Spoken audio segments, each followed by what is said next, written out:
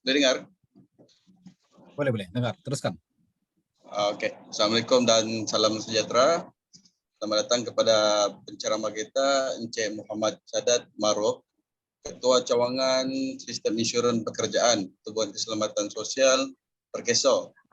Daripada jauh kita ambilnya, daripada Selangor. Sebagai pengenalan, nama saya Rizwan bin Maklin. Pada program yang sedang dijalankan ialah webinar lingkungan akibat bencana pekerjaan. Cik, boleh dengar Cik? Boleh Tuan, jelas. Terima kasih. Boleh saya teruskan? Ya, Wan, teruskan, Tuan. Sebagai memberkati majlis, kita menjemput Encik Muhammad Nazmir bin Samir untuk memimpin bacaan doa. Bismillahirrahmanirrahim. Alhamdulillahirabbil alamin. Wassalatu wassalamu ala asyrofil anbiya'i wal mursalin wa ala alihi wa sahbihi ajmain. Allahumma inna nas'aluka salamatan wa afiatan fil jasad wa ziyadatan fi ilmi wa barakatan fi rizqi wa tawbatan al maut wa rahmatan inda maut wa maghfiratan ba'da al maut. Allahumma awin alaina fi sakaratil maut wa najatan minan nar wa lafat wal islam. Rabbana zalamna anfusana wa lam taghfir lana wa tarhamna lanakunanna minal khasirin. Rabbana atina fid dunya hasanatan wa fil akhirati hasanatan wa qina azabannar. Walhamdulillahirabbil alamin. Terima kasih kepada Encik Nazmir.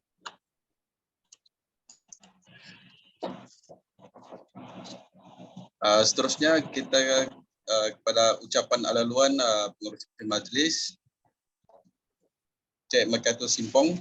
Silakan. Ya, terima kasih Saudara Rizwan. Pertama sekali, saya mengucapkan selamat datang dan terutamanya kita punya panel jemputan pada hari ini, Encik Muhammad Sadat, yang diterbangkan khas daripada negeri Selangor. Selamat datang Tuan. Dan juga peserta-peserta yang mengikuti webinar ketahui skim perlindungan akibat bencana alam oleh pihak Perkeso. Oke. Untuk makluman semua, latar belakang program yang kami adakan ini adalah untuk kita punya pengetahuan umum lah kan. Dasar perlindungan sosial ini dia memainkan peranan yang amat penting lah dalam memenuhi keperluan hak asasi manusia terhadap keselamatan sosial bagi setiap individu yang berdepan dengan kesukaran akibat bencana pekerjaan. Alright, melalui program ini pihak Perkeso yaitu daripada Encik Muhammad Sadat sendiri, beliau dapat berkongsi pengetahuan dan maklumat secara terus berkenaan skim bencana pekerjaan di Malaysia lah. Alright, dan tidak banyak yang saya dapat katakan. Saya harap apa yang Encik Sadat sampaikan nanti dapat memberi manfaat kepada kita semua lah kan. Alright, saya serahkan kembali kepada pengerusi majlis, Encik Rizwan. Persilakan. Terima kasih kepada rakan saya, Encik Mekatul Simpong. Ingin saya memperkenalkan penceramah kita ialah Encik Muhammad Sadat Maruf daripada Ketua Cawangan Sistem Insurans Pekerjaan, Pertubuhan Keselamatan Sosial Perkeso di Selangor, Cik. Kalau saya tidak silap. Ya, betul Tuan. Di negeri Selangor. Ya, tapi berasal daripada Sabah. Berasal daripada Sabah, Kota Kinabalu. Terima kasih Cik kerana memberi.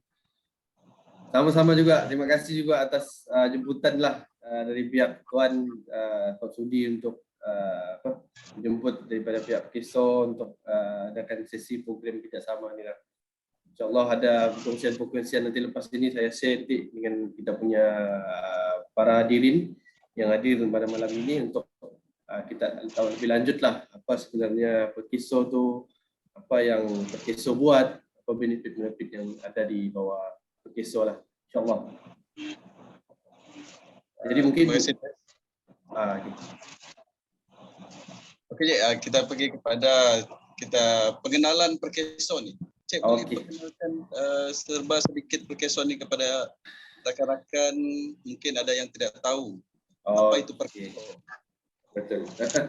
Okey, itulah. So saya start. Bismillahirrahmanirrahim. Assalamualaikum warahmatullahi wabarakatuh. Salam sejahtera pada semua. Jadi yelah orang bilang ada pepatah tu apa? Tak kenal maka nak cinta. Jadi saya ada satu slide. Boleh ke tuan? Tuan Rizwan, tuan pengurusi Cik Mikatu untuk saya share saya punya slide. Boleh. Apa itu? Teruskan, Okey. Tuan. Teruskan tuan. Okey. Baik. Terima kasih. Okey, jadi saya share saya punya slide. Banyak slide saya ni, tapi kita cuba pilih mana yang ringkas, yang mudahlah untuk kita faham dan apa sebenarnya yang Perkeso ni buat. Okey. Jadi lebih dahulu sekali lagi saya mau cakaplah berbanyak-banyak terima kasih atas jemputan. Sebenarnya bukan mudah sebenarnya kita mengumpulkan orang tambah sekali lebih daripada waktu kerja begini untuk dengar berkenaan dengan skim ataupun apa-apalah pengenalan yang kita buat di Perkeso ni. Jadi saya kira ini satu platform, walaupun saya tengok ada yang online ni dalam 14 orang sudah. Jadi mungkin apa yang kita boleh bincangkan ataupun apa yang saya share malam ini, yang hadir malam ini mungkin boleh tahu untuk simpanan diri sendiri, tapi kalau boleh saya galakkan kita bercerita berkenaan dengan kebaikan ataupun ilmu kita sampaikan kepada orang-orang lain. Jadi insyaAllah ilmu tu ataupun pengetahuan tu yang kita tahu, kita share dengan orang lain, insyaAllah dia bagi manfaat bukan saja dengan kita tapi dengan orang lain. Okey, jadi nama saya Muhammad Syahadat bin Maruf selaku Ketua Zon Perkhidmatan Pekerjaan bagi Perkeso Negeri Selangor.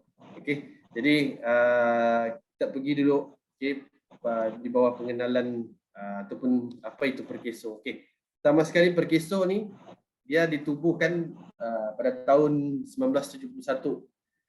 Tahun lepas 2021, 1 Januari 2021 adalah tahun Jubli Emas Perkeso. 50 tahun, yang ke-50 tahun lah ditubuhkan. Jadi kalau bilang orang 50 tahun ni, sikit masa lagi sudah boleh keluar sudah akaun 2 kira BSP. Okey, jadi 50 tahun tu satu tempoh yang panjang lah. Okay, kalau orang bilang kalau 50 tahun tu macam-macam sudahlah yang diadakan di skim ataupun yang telah dilakukan di bawah Perkeso ni. Dan untuk makluman Perkeso ataupun Sokso, ni satu saya mau beritahu juga lah. Selalu ada orang tanya juga, mana-mana saya pergi ceramah ada yang tanya, dia bilang, Tuan, saya dalam gaji saya ada potong Sokso. Tapi yang Tuan bagi tahu ni macam juga, apa ni? So jadi begini, Perkeso nama panjangnya Pertubuhan Keselamatan Sosial, Sokso Social Security Organization. Jadi dua-dua ni sama saja, cuma beza dia bahasa Melayu dengan bahasa Perancis. Bahasa Inggeris. Okey, bahasa Melayu dengan bahasa Inggeris. Jadi ada juga yang confuse apa semua. Ialah terutama kalau kita pergi pedalaman-pedalaman kan. Dan kebanyakannya kalau majikan-majikan ataupun syarikat-syarikat ni, orang lagi familiar pakai Sokso lah. Okey, Sokso, potongan Sokso. Okey. Dan potongan Sokso ni pun ada dua. Satu daripada caruman gaji pekerja, satu lagi daripada majikan punya side lah. Okey, dan Perkeso ni di bawah Kementerian Sumber Manusia KSM. Yang mana kalau dulu masa awal-awal penubuhan Perkeso ni kita ada satu akta saja. Okey, inilah ya, saya mau beritahu pasal akta ni, jangan risau pasal akta ni sebab kita tak akan terus jurus pada akta malam ni, cuma bagi mudah, bagi senang faham. Okey, Akta Keselamatan Sosial Pekerjaan 1969 ataupun Akta 4, yang inilah yang Perkeso mula-mula tubuh dia jalankan dulu. Jadi apa itu Akta Keselamatan Sosial Pekerjaan? Okey, akta ni kalau perasan dia lebih menjurus kepada topik kita malam ni lah. Maksudnya bencana kerja di tempat kerja, semasa bekerja ataupun semasa balik kerja. Ada sudah tu. Quote satu tu. Okay. Kenapa pula ada lagi selalunya dengar semasa bekerja saja, tapi kali ini sebelum bekerja dengan selepas bekerja ada juga. Ada. Di Perkeso kita 360 darjah lah. Okey. Dalam perlindungan keselamatan sosial ni kita tiada kompromi. Apa-apa saja yang berkenaan dengan kemalangan, okey, maupun di luar premis majikan yang layak adalah sepatutnya di bawah ataupun di cover di bawah Perkeso lah. Okey. Kemudian kita berkembang lagi pada tahun 2017 ada 2 akta yang kita kuasakan, iaitu Akta Keselamatan Sosial Pekerjaan Sendiri. Yang ini menjurus lebih kepada orang-orang yang bekerja sendiri. Sebab kita tahu sekarang ni bukan saja orang bekerja dengan ada majikan. Tapi sekarang ni kalau kita tengok gig ekonomi. Gig ekonomi ni maksud dia orang-orang yang buat bekerja sendiri. Dialah pekerja, dialah juga bos. Okey, jadi itulah adanya Akta Keselamatan Sosial Pekerjaan Sendiri ataupun Akta 789 yang mana kita perluaskan perlindungan keselamatan tu bukan saja kepada orang yang bekerja dalam majikan, tapi orang yang tidak majikan pun boleh dilindungi di bawah Perkeso. Kemudian sama juga, ini adik paling adik lah ni. Okey, 2017 Akta 800 iaitu Akta Sistem Insurans Pekerjaan. Okey. Kalau yang 2 atas tadi yang saya sebut dia lebih kepada keselamatan. Okey, saya nampak ada yang angkat tangan tadi tu. Okey, mungkin mau tanya soalan ke apa semua. Mungkin okey, dapat saya habiskan dulu. Okey, kalau ada soalan ke apa semua di ruangan chat tu boleh tulis. Boleh tuan pengurusi? Boleh. Dan okey, so mungkin di chat nanti saya ambillah sedikit masa bentangan ni. Saya selitkan, kita tengok soalan soal Q&A lah. Okey, balik tadi Akta Sistem Insurans Pekerjaan ni dia berbeza sikit, tapi masih juga di bawah ruang lingkup keselamatan sosial. Okey, kalau yang di atas tu dia lebih kepada kita beri bantuan kepada orang yang kemalangan untuk kita dari segi pemulihan, okey, dari segi dia punya loss of income. Okey, ialah orang kemalangan apa semua biasanya dia akan MC berpanjangan kalau patah kaki ke patah tangan apa semua kan. Jadi itu untuk yang Akta Keselamatan Sosial Pekerjaan dengan Akta Keselamatan Sosial Pekerjaan sendiri. Tapi beza sikit dengan Akta Sistem Insurans Pekerjaan ni, SIP. Okey, yang ini kalau kita perasan lah, okey, baru-baru ini kita dilanda oleh COVID-19 yang mana banyak industri terpaksa dia buang pekerja, terutama sekali industri perhotelan, industri perkapalan, macam-macam lagi lah yang terkesan. Jadi itulah Akta Sistem Insurans Pekerjaan ni punya tugas, membantu orang-orang yang hilang pekerjaan untuk kita bantu orang dari segi dua. Satu, dari segi faedah kewangan monetary. Second, kita bantu dia dari segi services untuk pekerjaan. Okey, nanti kita akan tengok satu persatu slide ni. Okey. Okey, ini dia punya timeline lah. Okey, kalau tengok timeline dia di sini, okey. Ada 4 yang utama, okey, skim bencana kerjaan, skim keilatan, skim bencana kerja pekerja asing. Yang ini baru lagi ni, yang ini tahun 2020.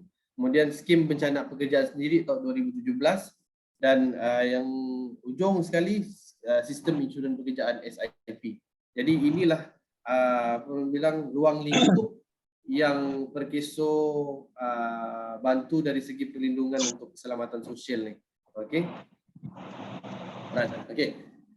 Sikit pasal caruman Perkeso. Sebab biasa kalau pergi ceramah ni orang tanya ni apa sebenarnya Perkeso. Ada yang pernah sekali saya pergi ceramah tu ada orang bilang saya selalu bayar aja tuan, tapi saya nak tahu apa sebenarnya. Saya ingatkan itu duit lobby.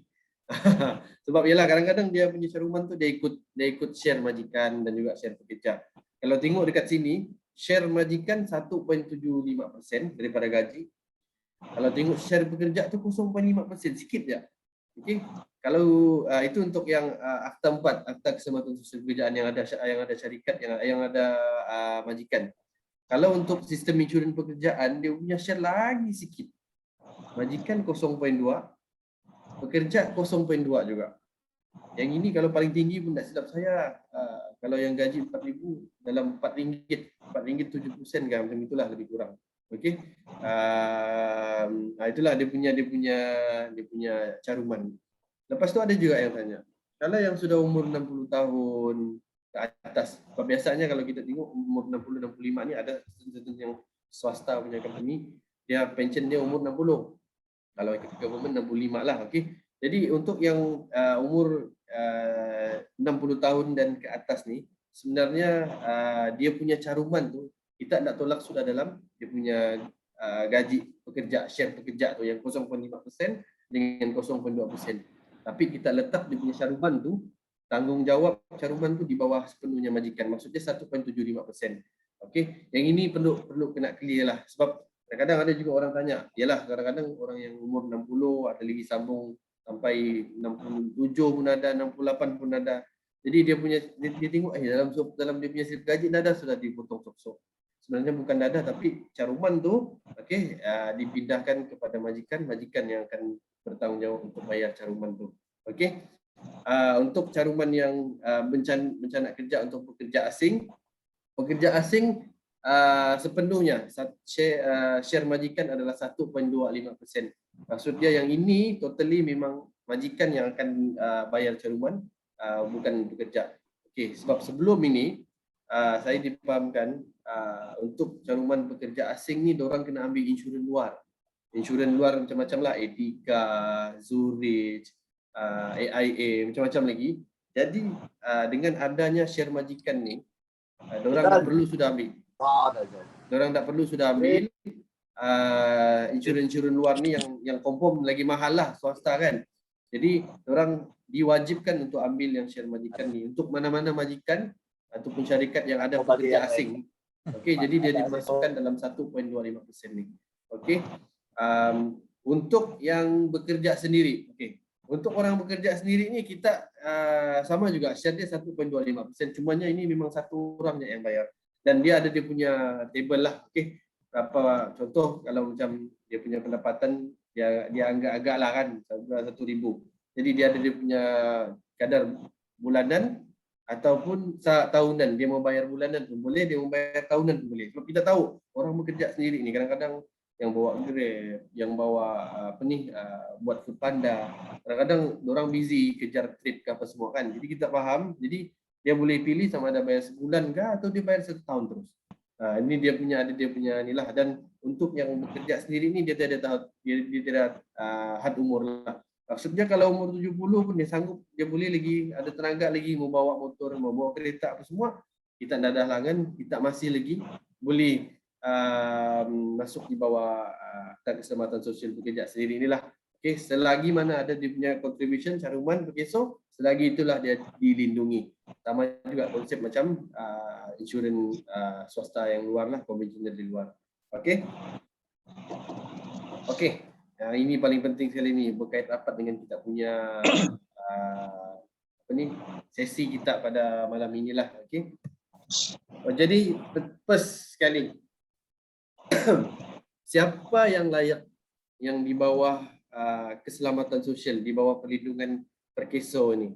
Yang pertama, semua pekerja warga negara, pemas tautin tetap dan juga pemegang kad pengenalan hijau yang diambil bekerja di bawah kontrak perkhidmatan atau kontrak perantaian sektor swasta dan bekerja bertaraf kontrak pada sementara ataupun kekitangan kerajaan persekutuan ataupun kerajaan badan berkanun persekutuan atau negeri. Okey.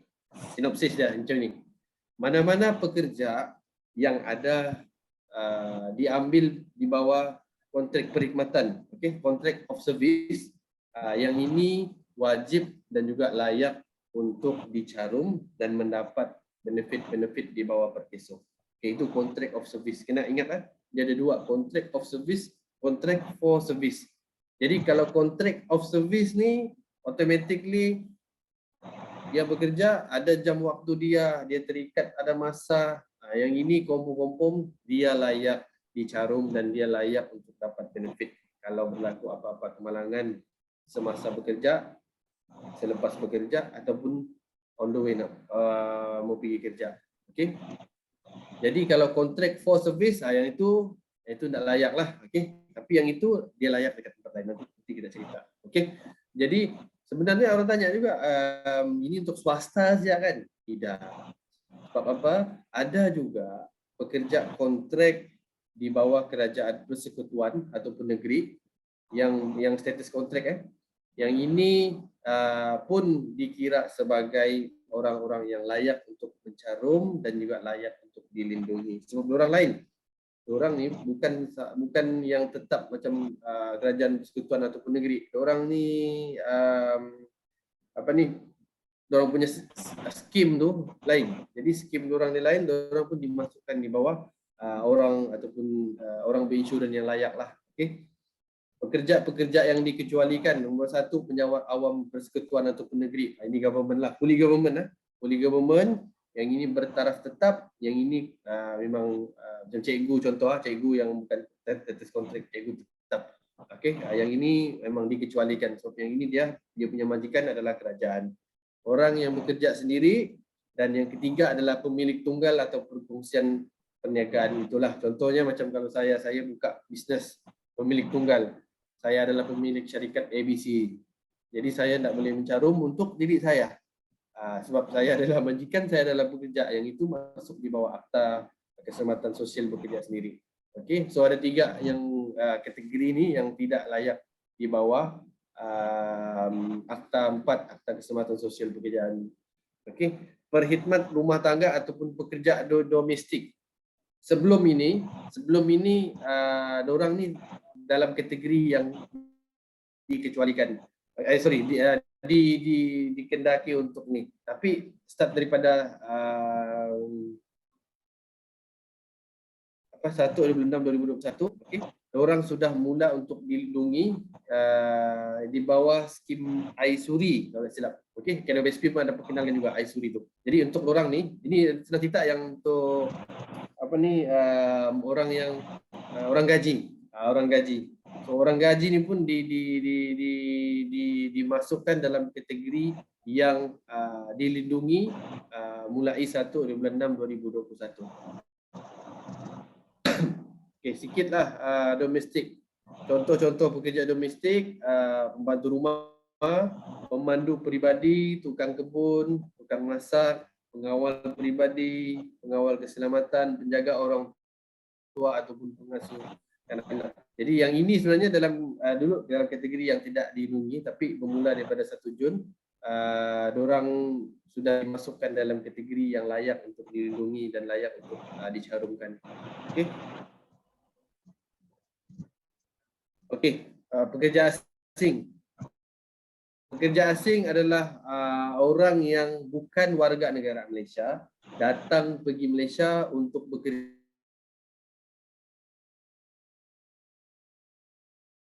atas kontrak service. Okey. Jadi yang ini syaratnya ini yang kita faham kan, kalau lalu orang bilang pekerja asing ni ada yang ikut immigration betul-betul, maksudnya ada pas lawatan apa semua, tapi ada juga yang ialah maksudnya dari laut, dari jalan darat lah, jalan dalam apa semua. Jadi kalau yang itu, minta maaf, yang itu memang orang secara teknikalnya orang bukan secara salah. Okey, yang itu kalau tanya apa-apa yang jadi dengan orang pun bukan saja kemalangan ke apa semua. Kalau anda kata meninggal di tempat kerja memang mati kakak. Okey. Jadi itulah risiko kalau masuk yang secara ilegal ni, dia bekerja pun dapat pendapatan pun secara tidak betul. Jadi yang ini memang kalau banyak kali kalau kita rush apa semua pun paling-paling pun kita dibawa perkeso.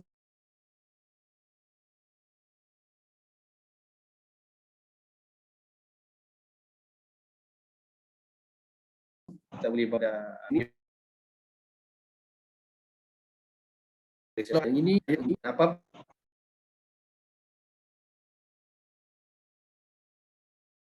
apa yang berlaku dengan orang pun sama juga, benefit bukan sudah kita bukan dekat Malaysia, tapi kita juga terikat dengan ILO.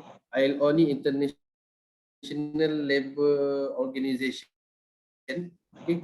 Yang mana standard adalah dia bukan tengok pada kita ni, tengok pada Malaysia aja, tapi dia tengok pada total labor punya organisation. Maksud dia orang Malaysia bekerja di Singapura kah, orang Malaysia bekerja di mana-mana kan, di US kah dan sebagainya. So ILO ni lah yang dia ada satu standard lah.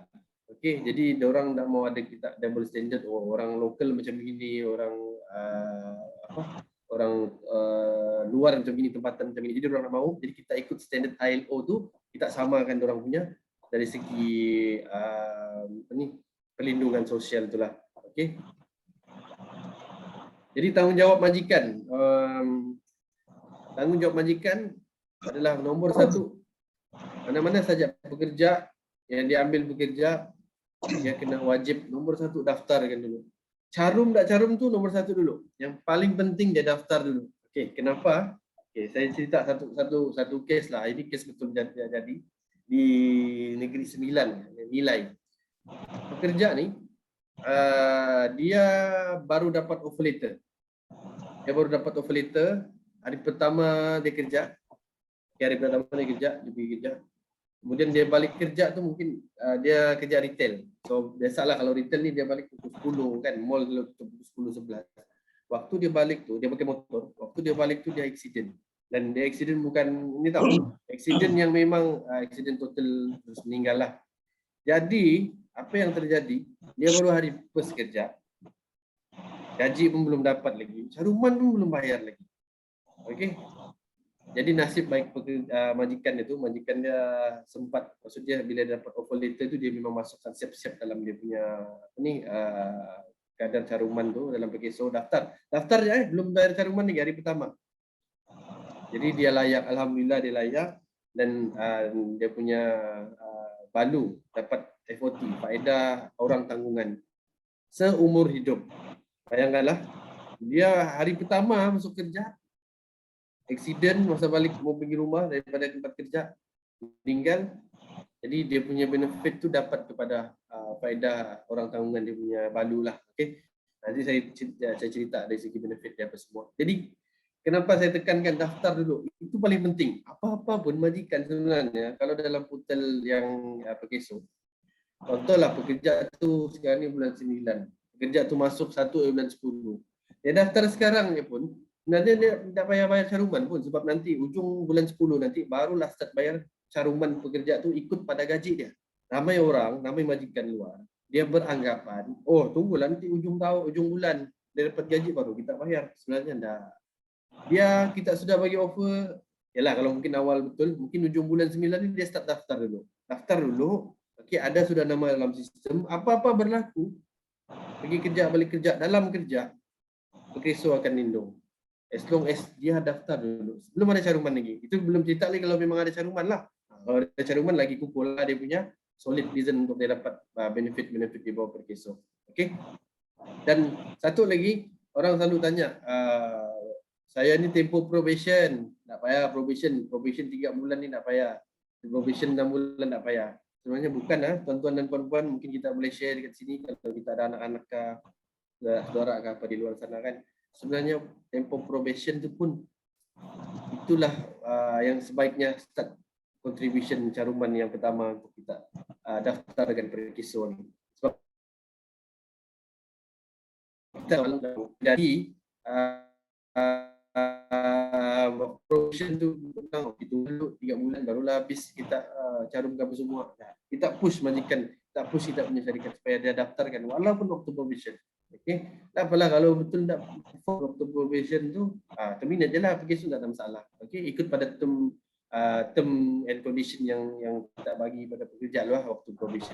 Okey, dan sebenarnya kelewatan untuk berdaftar majikan boleh diambil tindakan lah. Okay? Sebabkan kalau lewat daftar ni, PKSO dia punya digital FCLB, faedah caruman lewat bayar. Saya percaya kalau apa kita dengar kalau kita lambat bayar semua, dia ada interest dia apa semua kan. Begitulah kita diberi PKSO. Maksudnya lewat daftar ni jadi satu masalah, kita akan start untuk kejar majikan-majikan ni. Kenapa lewat daftar? Kenapa lewat carum? Okey, so kalau boleh jangan jadikan ini alasan lah. Okey, jangan jadi satu sebab lewat untuk daftar. Sama juga kalau untuk kemalangan, Okey, kalau kemalangan berlaku di tempat kerja lebih-lebih lagi, okey, kemalangan tu perlulah didaftarkan di Perkiso dalam tempoh 48 jam ataupun 2 hari lah. Okey. So ini pun penting juga. Kenapa kita perlu ada dia punya rekod kemalangan secepat mungkin, sekira mungkin, sebab nanti kita ada pegawai penyiasat yang akan datang ke premis majikan untuk kita tengok betul ke tak betul berlaku tu. Macam mana berlaku, apa statement apa semua. Jadi kalau dalam tempoh 48 jam tu cepatlah. Kalau kita ada pelan lakar apa semua, kita boleh tengok di mana tempat kemalangan dan sebagainya. Cuba bayangkan kalau sudah 48 hari baru daftar.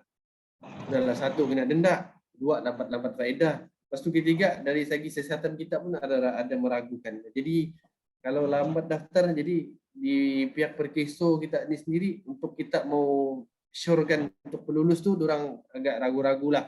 Okey, kenapa lambat betul daftar kan? Sudah 2 bulan, sudah 3 bulan baru daftar.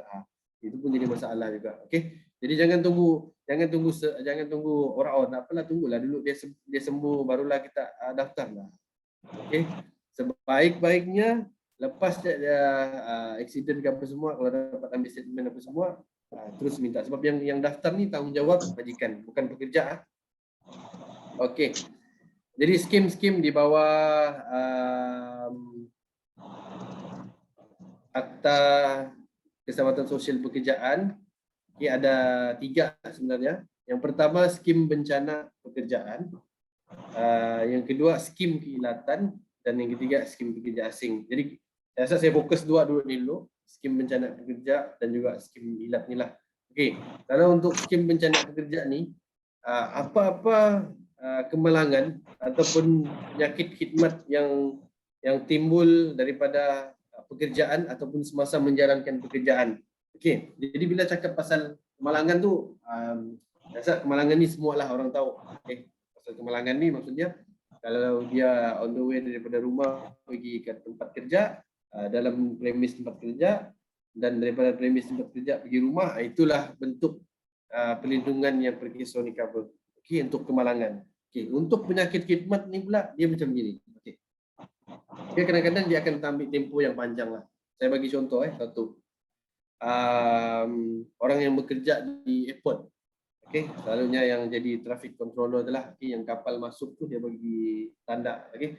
So, biasanya dia kena pakai dia punya harness lah, macam dia punya earphone yang ni lah. Okey. Jadi dia punya kesan ni mungkin akan timbul selepas 10 tahun dia bekerja ataupun 20 tahun dia bekerja. Okey, contohnya bila dia selalu terdedah dengan bunyi bising kapal dan sebagainya kan. Jadi mungkin telinga dia ni hilang, macam mana orang bilang, bongol sikit lah, macam hilang dia punya deria pendengaran tu sikit. Okey. Jadi yang ini pun yang dia ditulis ni boleh dibawa ke, kita panggil jemaah rayuan keselamatan sosial, jemaah doktor. Dia akan tengok, dia akan nilai. Okey, apa pekerjaan dia, berapa tahun dia buat pekerjaan tu. Lepas tu macam mana dia punya safety apa semua. Jadi di situlah akan diambil kira. Jadi kalau memang betul dia punya tulik tu, dia punya kurang pendengaran tu datang daripada sebab tempat kerja dia dekat airport tu, yang itu pun kalau ini berdasarkan pengesyuran doktor lah pun boleh dibawa kepada Perkiso untuk kita bawa bersidang. Kita akan tengok berapa peratus dia punya. Okey, kalau contoh pendengaran dia 100%, tapi lepas dia bekerja 10 tahun ni dia punya pendengaran jadi 50% saja boleh dengar. Sudah tulis sikit-sikit kan, sudah orang bilang kurang deria tu. Itu pun nanti dia akan ada peratusan berdasarkan jemaah doktor ni punya pengesyuran. Pun boleh juga. Okey, itu satu contoh. Contoh yang lain, hilang yang memproses barang-barang kimia, baja apa semua selalunya. Okey.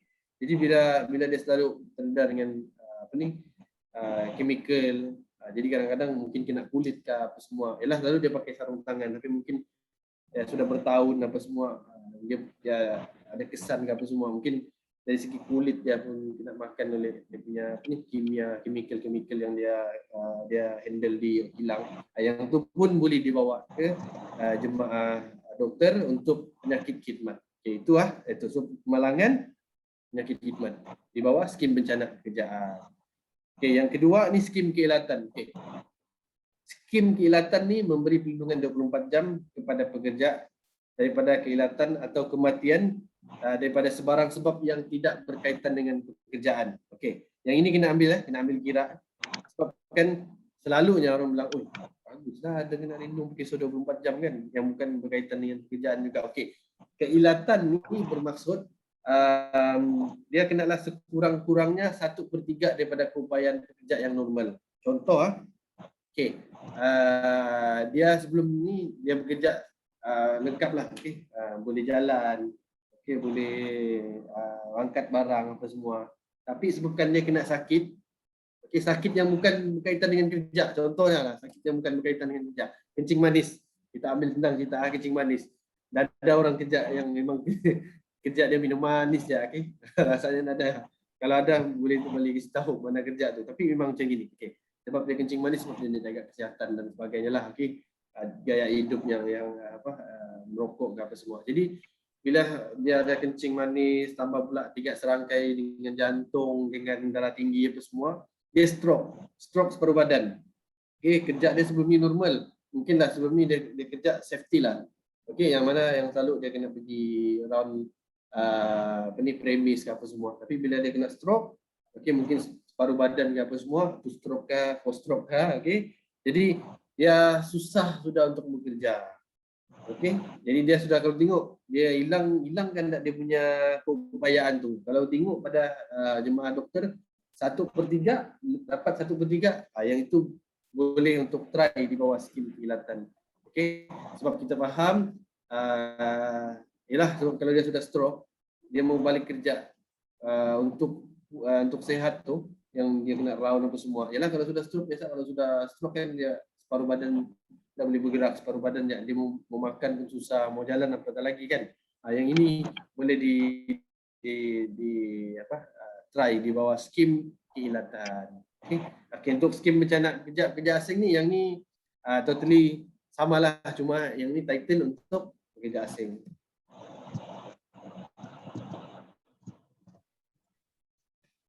Okey. Skim bencana pekerjaan, ini saya sudah terangkan, inilah, ini dia punya huraian lah. Okey. Kemalangan semasa menjalankan pekerjaan dan berpunca daripada pekerjaan, okey.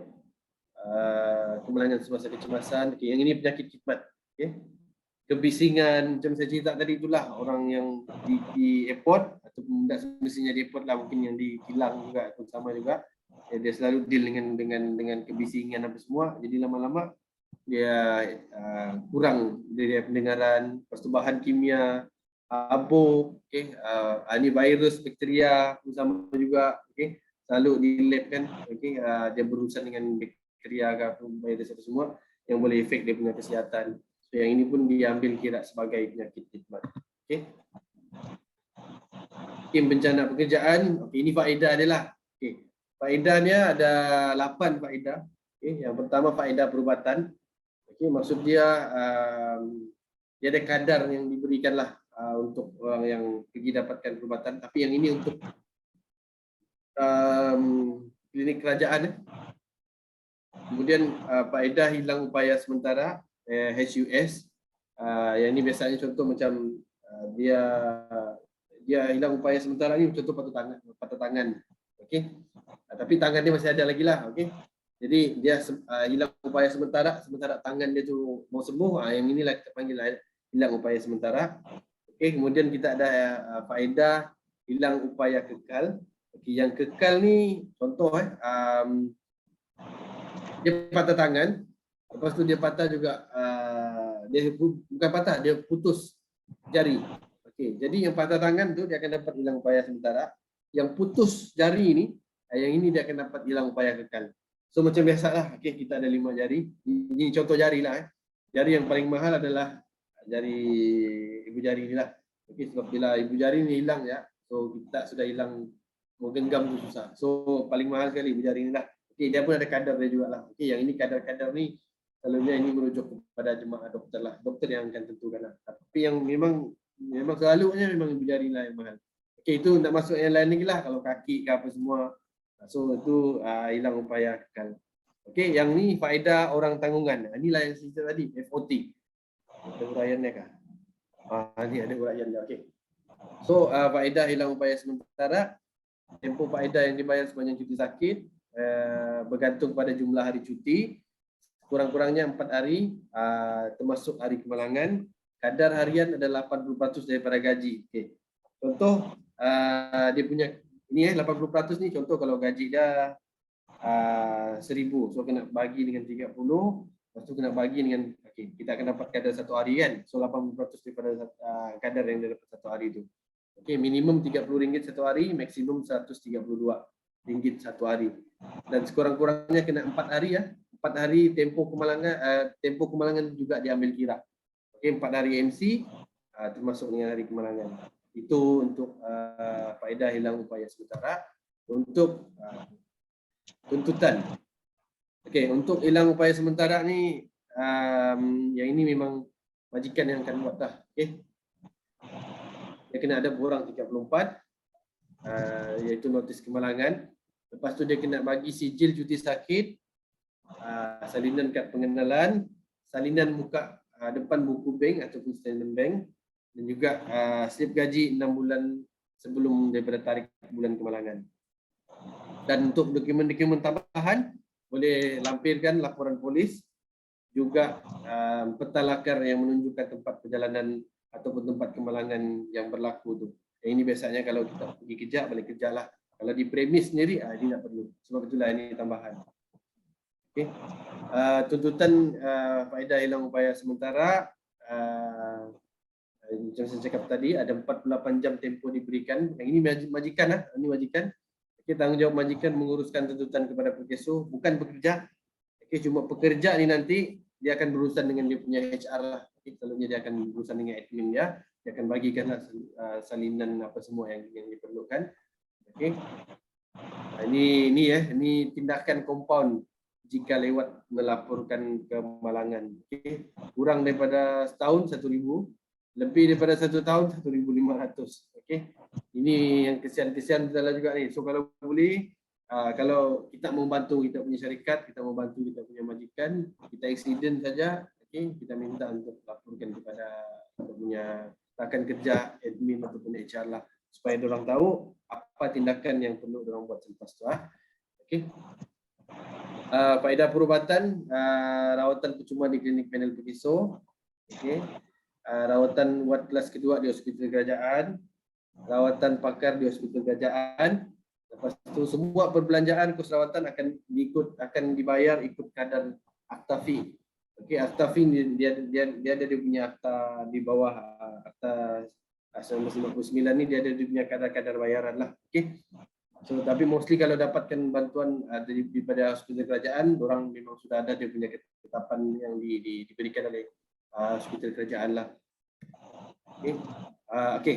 Untuk tadi faedah hilang upaya sementara, untuk faedah hilang upaya kekal. Orang berinsurans yang sudah tamat cuti sakit, lepas tu dia hilang upaya kekal, macam saya cakap tadi lah, okey. Contohnya ibu jari ke apa semua, yang memang kekal, yang memang ialah jari nak akan tumbuh putus. Jadi had masa tempoh tuntutan adalah 12 bulan dari tarikh terakhir cuti sakit.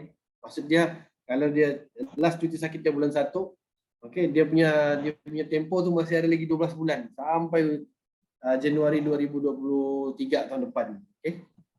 Kadar yang diberikan adalah 90% dari gaji harian, minimum RM30, maksimum RM148.50. Okey. Okey. Hilang upaya kekal akan ditentukan oleh jemaah doktor ataupun jemaah doktor rayuan JDR ataupun jemaah doktor khas. Yang inilah yang akan selalunya dia ada 3, jemaah doktor rayuan dengan doktor khas. So kalau lah okey. Orang berinsurans tu dia tidak ataupun dia kurang puas hati dengan peratusan yang diberikan, dia boleh pergi bawa yang tinggi, doktor rayuan. Pun tak puas hati juga, dia ada yang khas lagi. So dia ada tiga level lah, okey, untuk hilang upaya kekal ni. Pekerja masih boleh meneruskan pekerjaan walaupun dapatkan HUK. Okey. Untuk ini kena terang lah. Untuk HUK, okey, yang ini selalunya orang selalu confuse. Kau kena berhenti kerja ni baru dapat HUK. Tidak. Sebab apa? HUK ni dia hilang upaya kekal mungkin certain part dia punya body. Tapi dia masih boleh jalankan rawatan ataupun pekerjaan macam biasa normal. Jadi tidak semestinya ataupun tidak wajib untuk dia diberhentikan kerja baru dapat. So maksudnya dia bekerja pun dia boleh dapat HUK ni. Okey. Pemohon perlu kemukakan laporan perubatan yang lengkap untuk mengikut format laporan berkisar. Okey, untuk pembayaran hilang upaya kekal, kalau tafsiran dia bawah 20%, kita akan bayar secara pukal. Contoh dia punya benefit, contohlah dia punya benefit dia layak 40,000. Okey. Jadi kalau 40,000, contohlah tafsiran yang diberikan mungkin dalam 1,000 ataupun 3,000 contoh. Bawah 20%, so kita akan bayar pukal. Tapi kalau dia punya tafsiran tu lebih, contoh 40,000, jadi dia punya ni 20,000 contoh. Contoh 20,000. Jadi yang ini kita akan bayar pukal 1/5 daripada kadar harian faedah dan berkala, maksudnya separuh tu kita akan bayar pukal, separuh lagi kita akan bayar secara berkala, secara ikut pension sampai akhir hayat lah. So, kita akan tengok pada faktor umur. Okey, so dia ada 2. So yang pukal dan juga bayaran pukal, separuh pukal dan separuh ini kita akan bayar harian kepada orang yang hilang upaya kekal ni lah. Okey. Itu sebagai contoh yang saya bagilah. Okey. Okey. Selain daripada HUK, hilang upaya kekal, kita ada juga Allowance Layanan Sentiasa, ELS. Okey, Allowance Layanan Sentiasa ni kita biasanya pihak perkeso dia akan bagi kepada mana-mana orang berinsurans yang dia tidak boleh uruskan diri sendiri. Contoh macam tadi saya cerita lah orang yang stroke. Stroke ni yang kalau yang boleh makan lagi okey. Maksudnya dia boleh suap. Mungkin tangan kanan dia stroke, tangan kiri dia boleh suap. Tapi ELS ni biasanya kita akan bagi kepada orang berinsurans yang accident ke ataupun yang penyakit khidmat ke, yang memang totally dia mau pergi makan ataupun dia mau pergi mandi apa semua pun orang yang uruskan. Jadi untuk situasi begini, okay, kita akan tambah lagi ELS, Allowance Layanan Sentiasa, dia punya kadar tetap adalah RM500 satu bulan. Okay. So, maksudnya kalau 10 tahun dia memang tidak berupaya untuk uruskan diri sendiri, dia perlukan seseorang, tak kisahlah sama ada yang wife dia ke, anak dia ke apa semua, kita akan masukkan kadar RM500 sebulan ni kepada orang berinsurans itulah. Okey. So itu ketetapan dia sama ada dia membayar kepada siapa. Right? Okey. Kemudian yang seterusnya faedah pemulihan. Yang ini biasanya yalah kita tahu, contohnya kalau orang yang patah tangan ataupun contohlah patah kaki, duduk kaki. Jadi dia akan perlukan fisioterapi. Jadi dari segi selain daripada kita akan bayar dari segi dia punya perubatan, faedah perubatan sebagainya, kita juga ada sediakan dia punya faedah pemulihan. Okey, macam perkeso sendiri kita ada pusat rehab. Setakat ni pusat rehab kita ada yang utama di Melaka, pusat rehab Melaka yang paling besar. Kemudian kita ada pusat rehab satelit di beberapa hospital lah. Okey, saya percaya kalau di KK kita ada di Queen Elizabeth. Kita punya pusat rehab dekat Queen Elizabeth. Yang ini satelit lah. Okey. So maksud dia yang ini termasuklah dari segi pembekalan, pembaikan alat ganti, ortopedik, prostetik dan juga program return to work. Maksud dia kalau patah kaki atau putus kaki apa semua, jadi alat ganti untuk dia biasa kan, ialah biasa kita guna kaki normal kan. Tapi ada certain orang tu bila kaki patah apa semua dia kena pakai kaki palsu. Dia tak boleh terus jalan macam gitu saja. So dia kena ikut program fisio, macam mana guna kaki palsu, macam mana mau maintain, yalah kaki palsu ni sama juga macam kita mau jaga kasut apa semua kan. Jadi kita akan adalah program pemulihan ni. Alright. Dan semua pembelanjaan ni akan ditanggung oleh pihak perkeso. Ini kita punya pusat rehab lah. Okey. Dari segi fisioterapi, terapi cara kerja. Maaf, Tuan. Ya Tuan. Minta maaf Tuan. Kalau boleh kita ambil take 5 sekejap. Cup kita, Boleh. kita program buat kuis untuk memandangkan Boleh tuan. penceramah kita nanti tidak sempat minum air pula. Oh ya, okey. Sorry tuan, saya ni memang kena stop ni, kalau tidak terus je begitu. Minta maaf kalau terlalu Kenapa? tuan. Kita take Okey. five sekejap. Okey, boleh kita take five dekat sini. Kita ada dalam bagi masuk slot untuk buat kuis. Okey, boleh tuan. Pada kita punya ahli-ahli lah yang sedang menonton sekarang ni. Okey, boleh tuan. Silakan kepada Puan Breneka untuk membuat kuis. Halo Puan. Selamat malam. Malam. Boleh dengar ke Tuan? Boleh. Teruskan Bi. Boleh, teruskan. Okey. Yang kami buat kuis ni berdasarkan apa yang Tuan ada explain tadi. Yang ini kuis ini terbuka kepada semua peserta. Sekiranya berjaya jawab kuis, kami akan bagi reload bernilai RM10 untuk apa-apa jenis telco. Apa-apa saja jenis telco. So lepas jangan lupa isi borang kehadiran sebab kami akan hubungi siapa yang berjaya tu melalui borang kehadiran yang telah diisi lah. Okey, so soalan pertama adalah apa itu perkeso? Siapa yang mau jawab dan nanti Tuan Syahadat akan bagi tahu sama ada jawapan kamu tu betul atau tidak. Siapa yang mau jawab? Soalan apa itu perkeso? Nama panjang perkeso lah apa? Short form dia kan Siapa yang perkeso. menjawab boleh jawab di ruang chat tu ah. Ruang chat pun boleh ataupun jawab live pun boleh. Siapa tu? Hamzah. Pertubuhan Keselamatan Sosial. Tuan, betul kata Tuan? Jawapan dia tu. Kita tunggu kita punya jawablah. Sama ada betul. Pertubuhan Keselamatan Sosial, betul. Betul. Okey.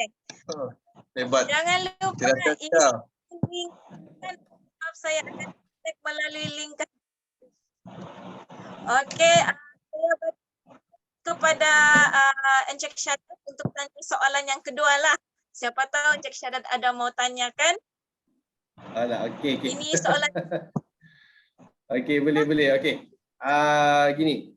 Okey, bawa perkeso ada berapa soalan dia, ada berapa akta ataupun bidang kuasa yang perkeso buat? Saiful Adli 3 akta. Betul Lock kita lock 3 akta. Saiful Adli. Ya, Betul. lock dia Tuan. Ya, dia sudah lock. Ya, tanya kepada semua pemenang. Betul. Ada 3 akta, akta keselamatan sosial pekerjaan, akta keselamatan sosial bekerja sendiri dengan sistem insurans pekerjaan. Kita sebenarnya ada lagi 3 soalan lepas ni. Sama ada mau sambung ataupun mau teruskan satu lagi soalan atau macam mana? Bolehlah kita sambung sikit Satu lagi. soalan.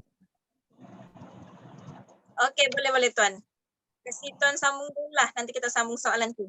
Boleh. Okey, makasih Tuan. Thank you Puan Breneka. Okey. So, tak maaf kalau saya terlebih apa semua. Saya macam itulah Tuan Ridwan. Bila kita excited kan, mau share something apa semua. Jadi, tapi itulah. Mantap Tuan. Menarik juga. Ada juga sesi Q&A Sangat tu. bermanfaat sebenarnya. Ya, baru rasa tu macam, yalah baru kita rasa macam ada interaksi two way lah kan. Kalau enggak one way je macam biasa, kalau online ni kan bercakap sendiri je kan. Okey, terima kasih.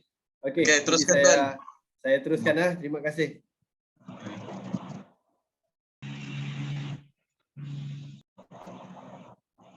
Okey. Tadi saya tengok ada dua slide tadi. 22 slide. Jadi ada lagi baki mungkin dalam 20 macam gitulah. Okey. Jadi saya cubalah. Okey. Jadi berbalik tadi kita punya pusat rehab. Okey. So ini kita punya pusat rehab lah di yang paling besar ada di Melaka. Okey. Faedah orang tanggungan yang tadi saya balik tadi kepada cerita tadi masa saya cakap ada yang bekerja yang hari pertama dia bekerja, balik dia kerja dia meninggal, accident. Jadi FOT ni adalah faedah orang tanggungan yang akan dibayar kepada waris ataupun tanggungan si mati. Okey. Jadi biasanya yang ini kita akan bayar kadar harian 90% daripada gaji. Okey, minimum RM30, maksimum RM148.50. Okey, ini satu hari tau. Kalau dia kumpul jadi satu bulan, so dia akan dapat lah. Okey, boleh kira dia punya ni. Dia punya kadar yang akan dapat. Dan untuk faedah orang tanggungan ni, dia akan dibayar kepada sama ada kepada balu ataupun kepada waris tu sepanjang hidup. Maksudnya seumur hidup lah. Okey, sampailah dia meninggal dan juga ataupun kalau dia ada anak, okey, anak tu sehingga dapat first ijazah. Okey, sehingga dapat first ijazah ataupun umur 21 tahun lah. Okey, yang ini untuk faedah orang tanggungan.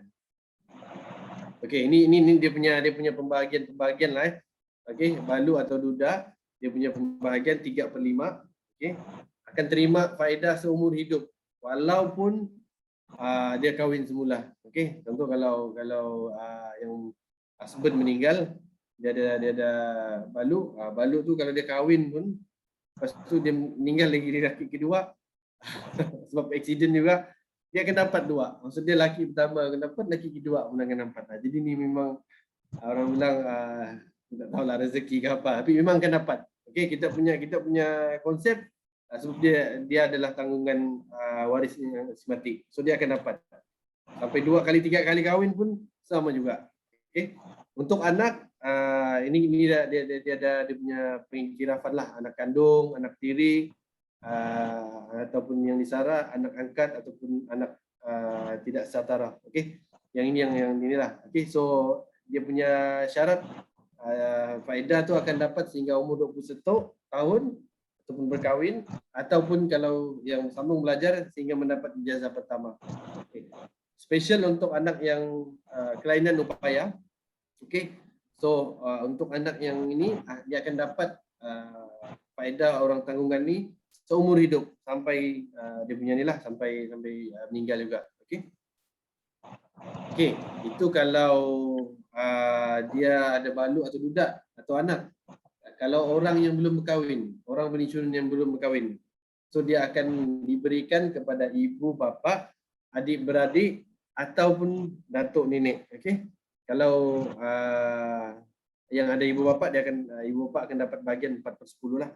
Pun sama juga akan terima faedah seumur hidup. Untuk adik beradik terima faedah sehingga umur 21 tahun ataupun berkahwin. Datuk nenek sama macam ibu bapa punya konsep, dia akan dapat 4/10 terima seumur hidup. Okey. Okey. Selain daripada faedah orang tanggungan FOT, si mati juga layak untuk dapat FPM, iaitu faedah pengurusan mayat, yang mana maksimum kita akan bayar adalah RM2,000. Okey, yang ini kita akan bayar kepada waris untuk inilah yang menanggung ataupun untuk perbelanjaan untuk pengkebumian. Okay, itu untuk orang-orang lokal Malaysia.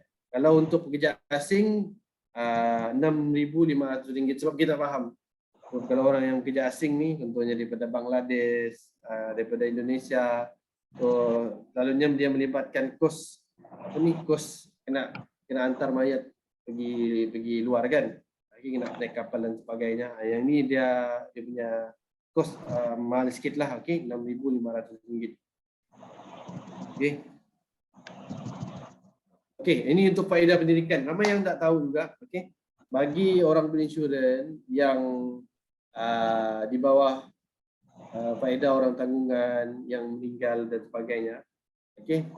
Pegeso juga ada sediakan faedah pendidikan dalam bentuk pinjaman kepada orang-orang berinsurans pada anak-anak dia lah. Okey.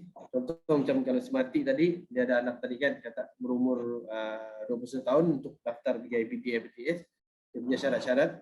So yang ini pun kita boleh consider untuk berikan faedah pendidikan. Sebab kita ingat, so kita tekankan berkaitan dengan perlindungan sosial.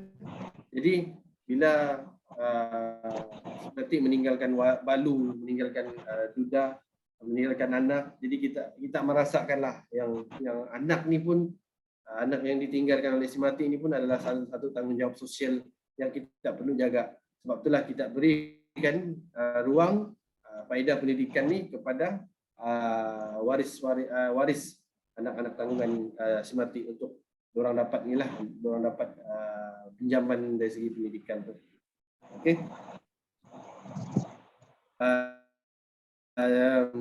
Cas perkhidmatan kadar 200 tahun akan dikenakan.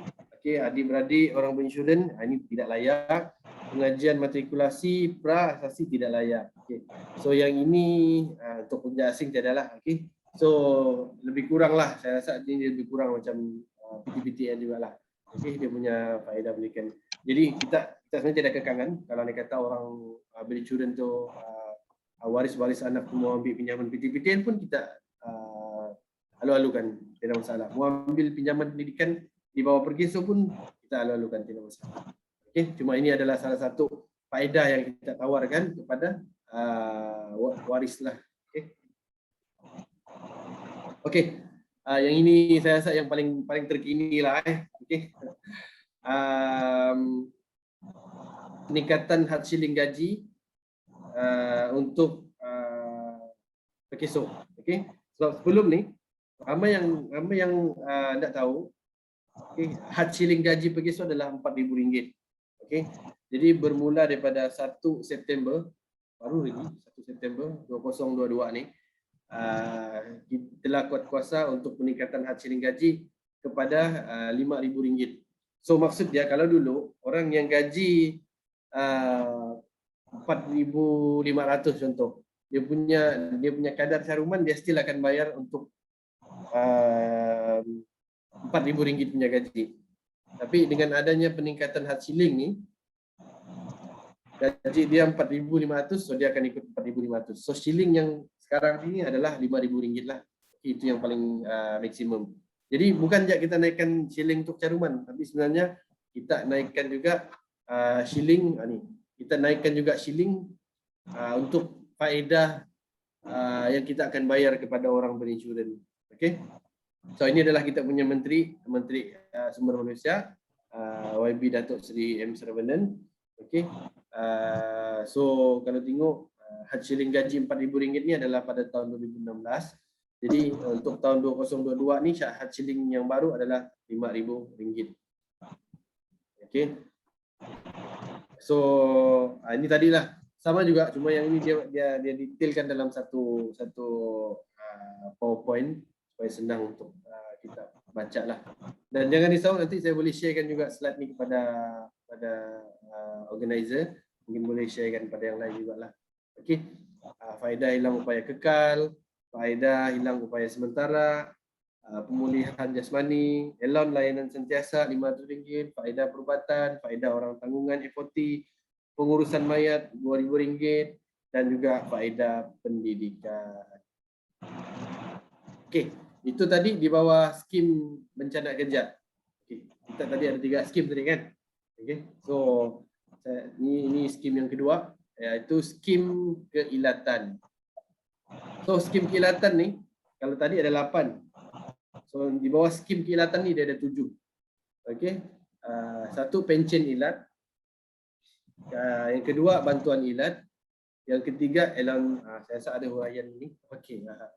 Jadi skim keilatan suatu keuzuran yang serius, kekal tidak boleh atau tidak mungkin akan sembuh. Sekurang-kurangnya 1/3 daripada keupayaan pekerja yang normal.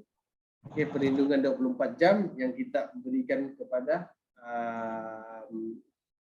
kerja yang tidak berkaitan dengan pekerjaan. Masalah buah pinggang, kencing manis, bara, sakit jiwa, asma, Yang ini pun di bawah ni lah skim kilatan. Okey.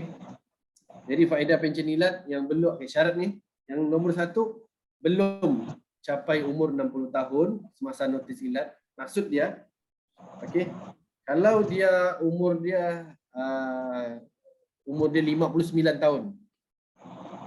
Okey, umur dia 59 tahun lah. Belum cukup 60 tahun lagi. 59 tahun 10 bulan contoh, lagi 2 bulan lagi mau birthday. Tapi notis dia tu dia punya keputusan laporan perubatan dia tu mengesahkan yang dia ni memang ilat lah. Okey. Hilang keupayaan 1/3. Jadi yang ini layak, dia boleh try mohon layak di bawah faedah pencen ilat.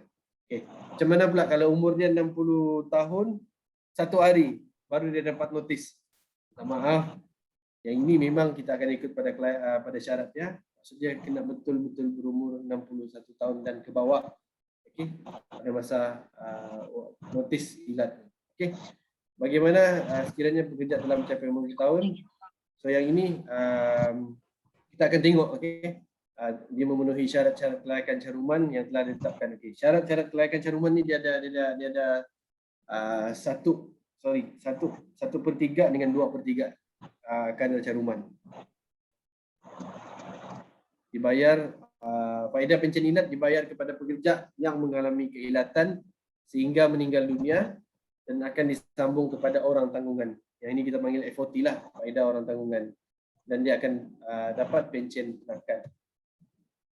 Elon layanan sentiasa sama juga macam di bawah skim bencana kerja, RM500 untuk orang berinsurans yang dia tidak boleh untuk uruskan dia punya diri. Okay. Pencen penakat dibayar kepada orang tanggungan. Okay. Kalau tadi kita panggil faedah orang tanggungan FOT, yang ini kita panggil pencen penakat. FOT, pencen penakat dia lebih kurang sama juga. Okey. Maksud dia yang penakat ni, orang berinsurans tu dia meninggal masa sakit tu, lepas tu dia akan diwariskan kepada dia punya balu ataupun duda ataupun anak-anak lah. Okey, akan dibayar kepada orang tanggungan. Okey, faedah pengurusan mayat sama juga. Okey, macam sebelum ni, skim bencana kerja RM2,000 akan dibayar sebagai wang untuk menguruskan pengkebumian. Okey, faedah pendidikan syarat pun sama juga macam bencana kerja. Faedah pemulihan pun sama juga macam yang tadi. Dia lebih kurang samalah. Okey, cumanya nak faham dekat sini bencana kerja adalah sebab kerja dengan penyakit khidmat. Ilat ni adalah yang bukan daripada kemalangan ataupun penyakit khidmat. Dia punya faedah pun lebih kurang sama aja. Cumanya nama ajalah dia tukar-tukar. Kemudahan dialisis untuk orang berinsurans yang mengidap sakit buah pinggang. Yang ini pun ditanggung oleh Perkeso. Okey. Mengikut akta fee. Okey. Ini dia punya ni. Pencen ilat, bantuan ilat, pencen penakat. Yang ini je nama dia berlainan sikit. Yang lain ni semua sama. Okey, pemulihan jasmani, elon layanan sentiasa ELS, pengurusan mayat, pendidikan. Okey. Okey. Okey, so habis lagi ni. Saya tengok tadi macam ada soalan-soalan di ruangan chat. Mungkin kita boleh pergi ke ruangan chat. Tapi tengok.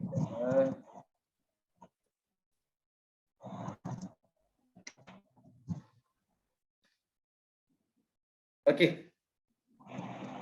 Saya pergi ke Q&A. Tengok dekat sini kejap.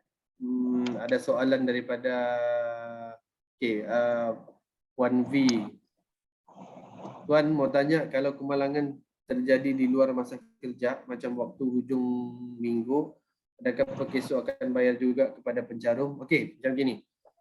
Untuk kemalangan yang terjadi di luar masa kerja, yang ini macam saya cakap tadi ada 3 skim tadi tu. Skim bencana kerja, skim ilat dan skim tidak asing. Okay. skim pekerja asing memang tolak tepi lah. So ada dua ya. Kita tengok tadi pada syarat tadi yang saya cerita. Yang pertama, kalau untuk skim bencana kerja, dia punya syarat adalah daripada rumah pergi kepada premis majikan, dalam premis majikan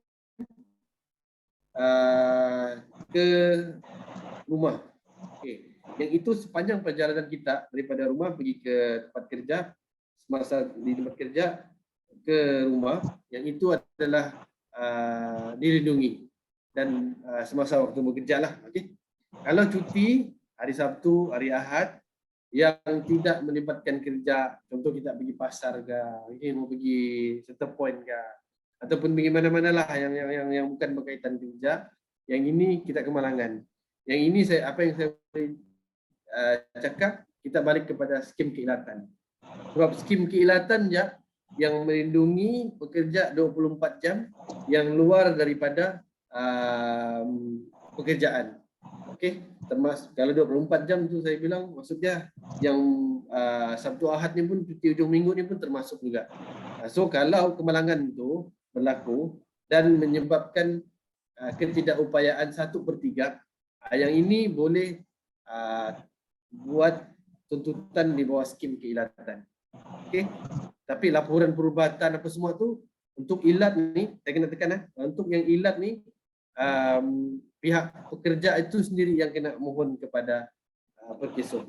Untuk bencana kerja, yang ini pihak majikan punya tanggungjawab, dia kena lapor kemalangan, dia kena dan juga submit borang tu kepada perkesor.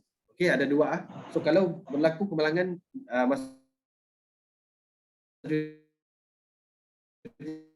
minggu ini, okey.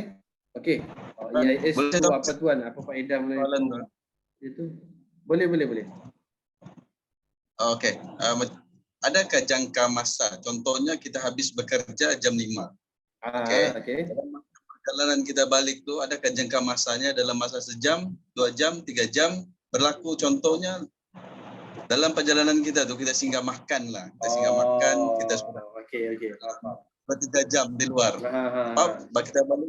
Kita balik ke rumah, berlaku kemalangan. Adakah masih lagi ditanggung oleh perkesor? Okey, gini. Yang ini ni pernah ada orang tanyalah pasal kita panggil, kalau dalam perkesor kita panggil lencongan. Contoh kerja di KK. Rumah di Inanam lah kita panggil lah. Saya harap semua faham lah ya, saya bagi contoh Inanam. Okay, rumah di Inanam. Jadi contoh balik kerja daripada KK pergi Inanam tu, dia ada kita ikut jalan likas ya, contohlah ikut jalan likas pergi Inanam. Tapi mungkin dia singgah makan tu mungkin di likas singgah makan lah apa semua. Okey, itu kita panggil lencongan.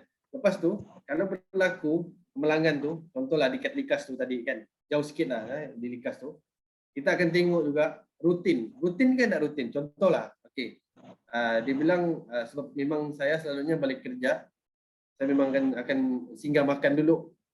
Sebab ayalah hendak masak di rumah apa semua kan. Kalau jadi rutin, kita boleh masukkan sebagai itu adalah satu lencongan yang valid untuk pihak perkesor bayar. Sebab itulah apa-apa kemalangan yang berlaku kena lapor 48 jam seperti kita tengok. Okey, itu satu situasi. Situasi kedua, kerja di KK, rumah di Inanam, singgah makan contohlah di Putatan. Ya, okey. Jadi kita tengok jarak rumah di Inanam, aksiden jadi di Putatan. Kita tanya, okey rutin, okey betul lah rutin. Tapi rutin tu kenapa rutin pergi Putatan?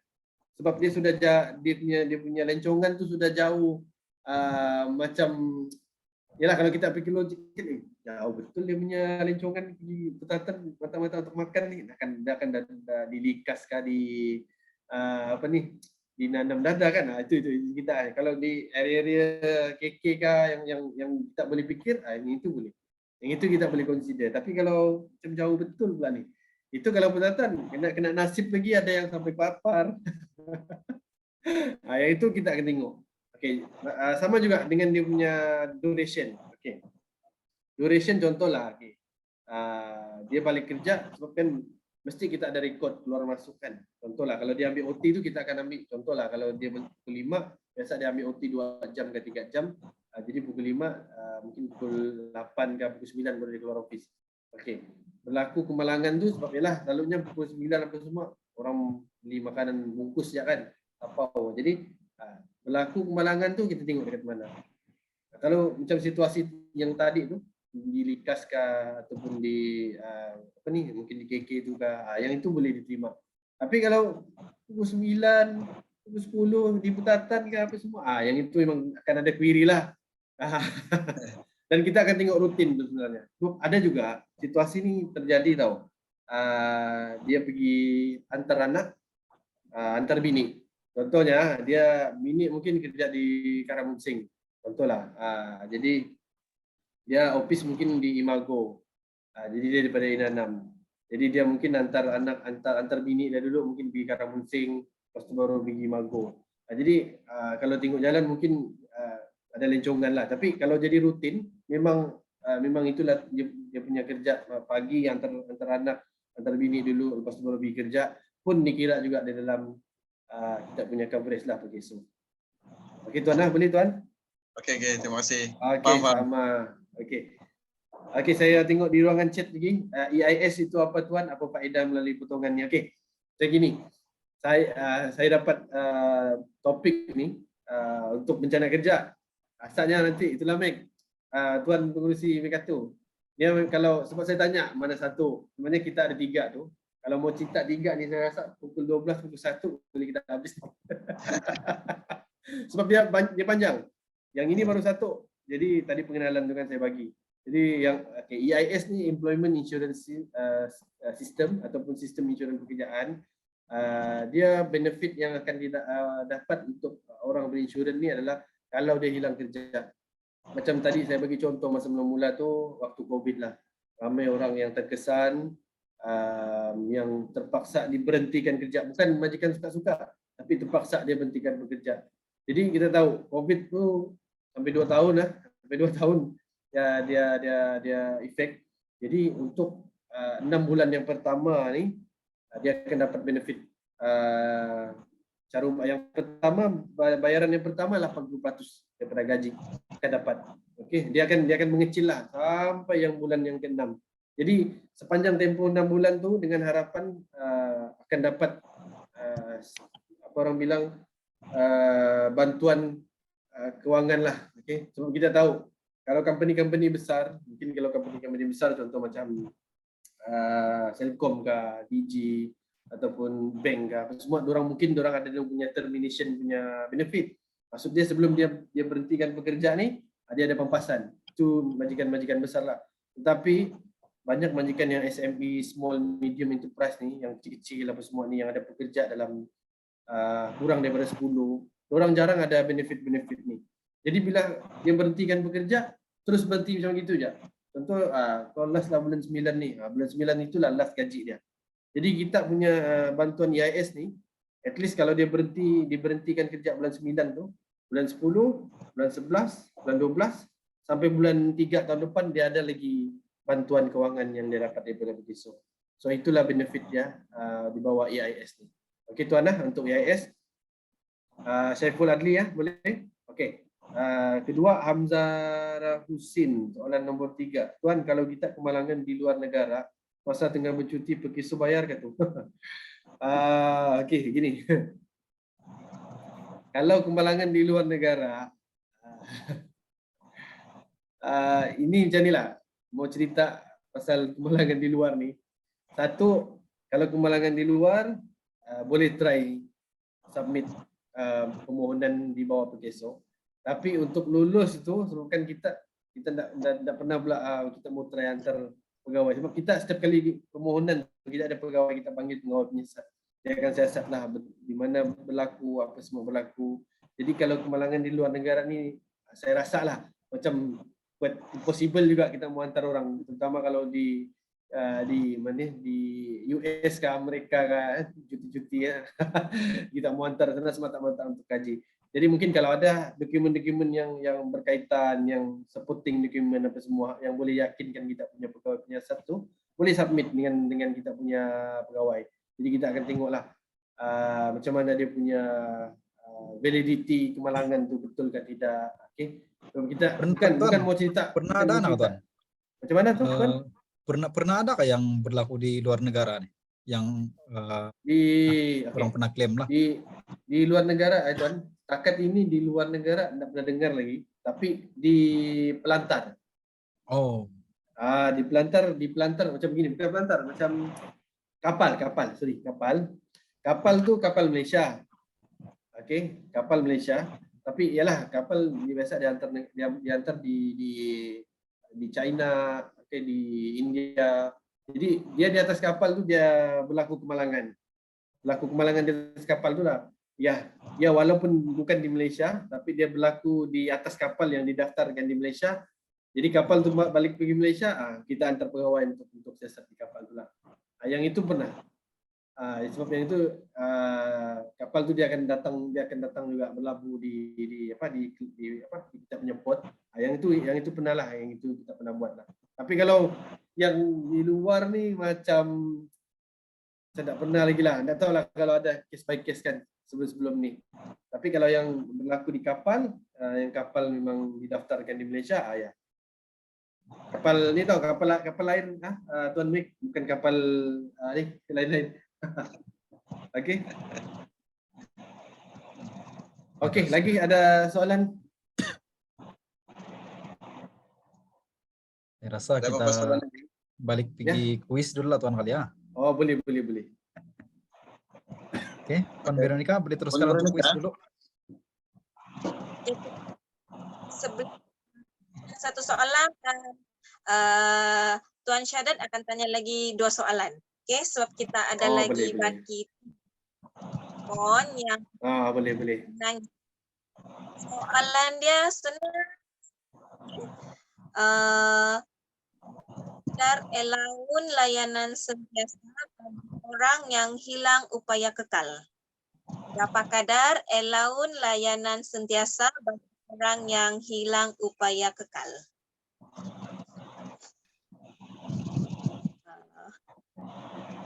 Nah, jawablah. Boleh jawab nih. JK Pelaksana.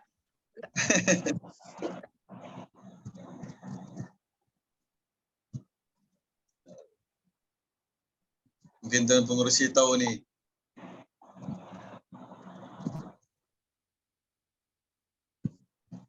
Nah, ada yang jawab tu?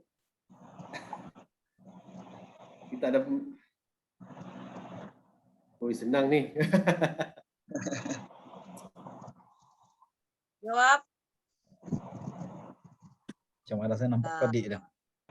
Nazmir jawab dulu. Macam ada yang typing tu. Teacher dulu yang typing tuh. Mana tahu kalau tidak saya jawab nih. Kan jawablah Nazmir, dia orang malu-malu. Oh lah, kalau orang malu-malu, oke lah.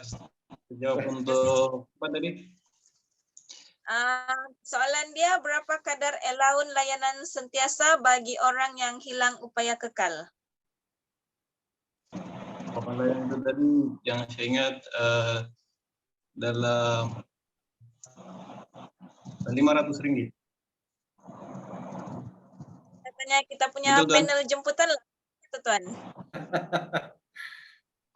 Bagi pada emoji, ada emoji ni. Oh, okay. Betul. Elon layanan sentiasa RM500. Ya. Sudah siap-siap perkongsian ilmu malam ni. Betul. Tuan, soal untuk satu soalan lah bagi kuis kita ni. Satu soalan lah. Siapa tu? Satu soalan lah. Boleh?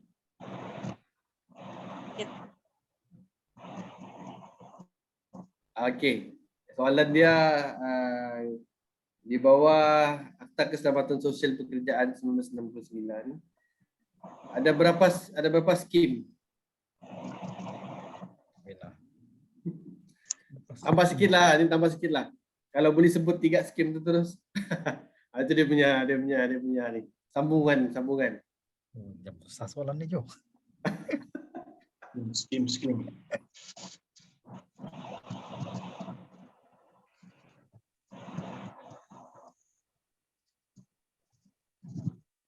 Ini tuan pengurusi kita mungkin dapat jawab nih. Dia hebat dalam topik ini.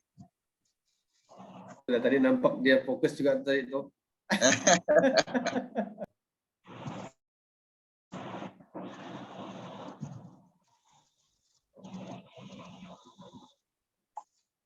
Banyak kali kita sebut tadi tu.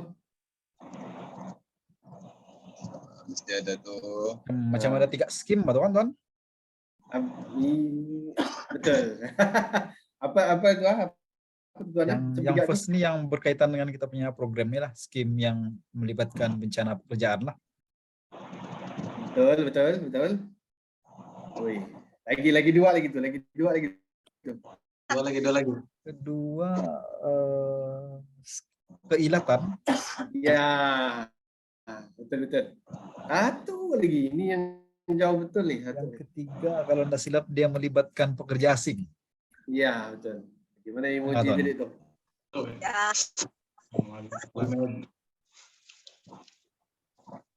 Betul. Dia ada 3 skim bencana kerja, skim ilat dan skim untuk pekerja asing lah. Bencana kerja. Memang fokus 100% lah ni tuan pengurusi kita ni. Hebat nih tuan pengurusi kita nih. Memang hebat.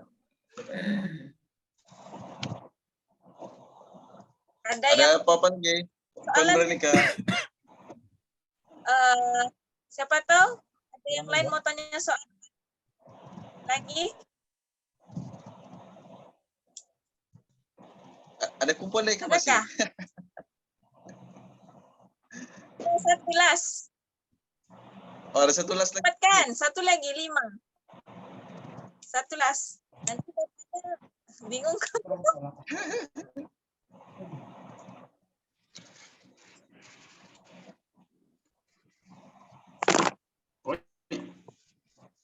Sorry. Macam mana tadi saya tanya soalan nggak? Ya, Tuan Veronica, siapa yang bagi soalan nih? Puan nggak yang bagi? saya mau tanya. Soalan dia berapa masa melapor jika halangan terjadi? Oh, Ah,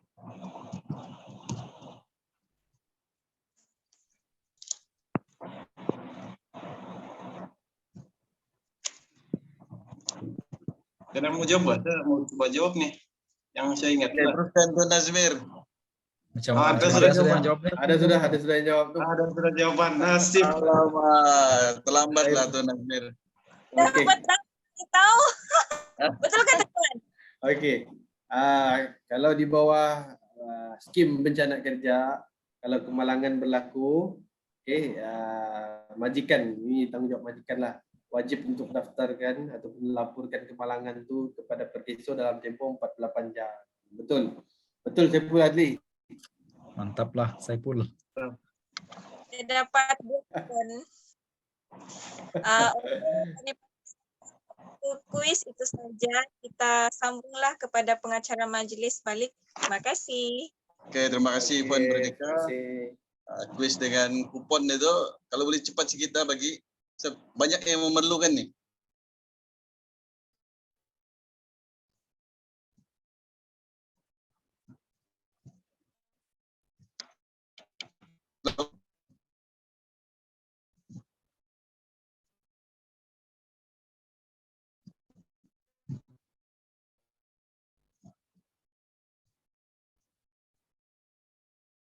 Halo, boleh dengar kah? Apa yang saya cakap nih? Dengar.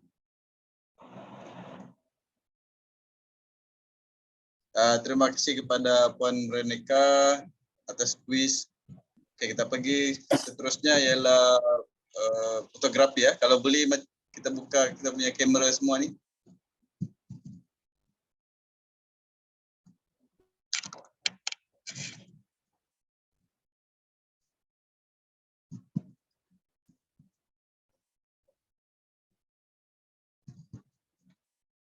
Matt, buka phone. Oh ya, semua sudah buka kamera. Ini pula mukanya Ya. Saiful lah. Ya. Tuan pengurusi boleh capture kah? Boleh sekejap ah. Saya ini dulu. View dia semuanya. Galeri. Begini. Oke. Baju saya yang merah dicuci. Ya, senyum mas semua. Oke. 1, 2, 3. Oke. Sekali lagi. Alright. 1, 2, 3. Oke, mantap. Terima kasih Tuan Pengurusi.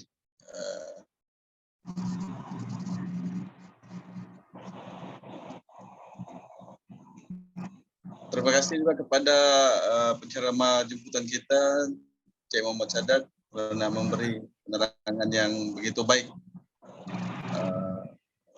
dan perkongsian ilmu harap boleh diguna pakai di luar dan disebarkan untuk kebaikan bersama.